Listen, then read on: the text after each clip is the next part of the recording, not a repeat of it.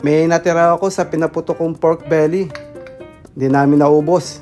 Kaya ngayon, magluluto naman ako. Gagawin ko naman itong kinilaw.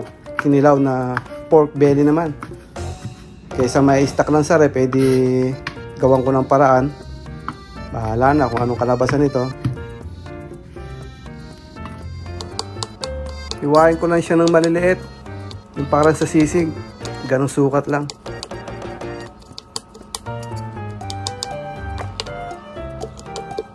Bibilis-bilisan ko na ang paghihiwa para matapos agad itong ating video na ito.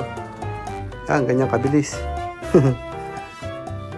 Ang ilalagay ko dito, konti lang naman eh. Luya lang. Luya lang at saka sibuyas ang ilalagay ko rito. Ganon din. Ihiwain ko lang din ng maliliit.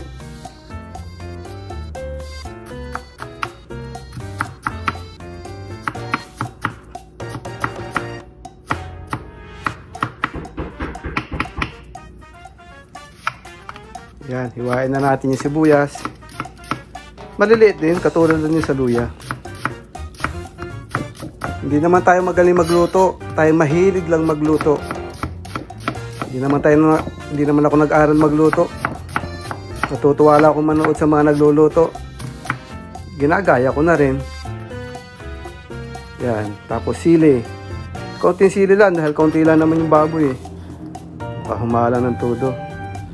Dahil yung aking pork belly ay na-stock na sa rep, iinit ko ng konti, paiinit ng konti sa kawali. Yan, katulad niya, mainit na yan, okay na yan. Lagay ko na sa bowl.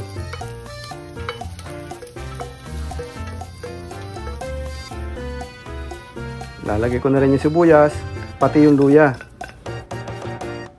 Kalamansi juice. Aring kalamansi kung aring matagal ko na napiga. Nilagay ko lang sa bote. Tapos sili, asin, saka paminta. Yan lang. Kinilaw na yan. Tapos hahaluin. Simple lang. Napapakahirap akong haluin gamit yung sandok na yun eh. Kadaling magalo pag kutsara ang gamit. Ari oh. Halo lang, tapos titikman. Oh, tingnan mo.